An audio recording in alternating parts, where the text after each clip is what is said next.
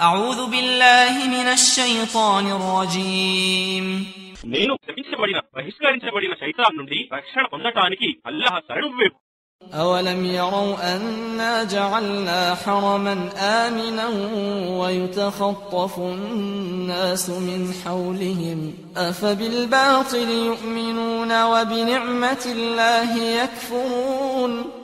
ఏమి వారికి తెలియదా? నిశ్చయంగా మేము హరంను మక్కాను ఒక శాంతి నిలయంగా నెలకొల్పామని, మరియు వారి చుట్టుప్రక్కల ఉన్న ప్రజలు వారి నుండి లాక్కోబడుతున్నారని.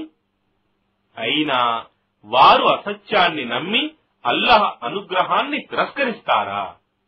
ومن أظلم ممن افترى على الله كذبا أو كذب بالحق لما جاءه أليس في جهنم مثوى للكافرين.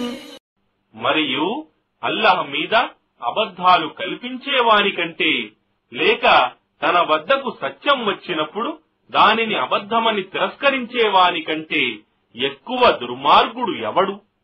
ఏమి ఇలాంటి సత్య తిరస్కారులకు నరకమే నివాసస్థలం కాదా?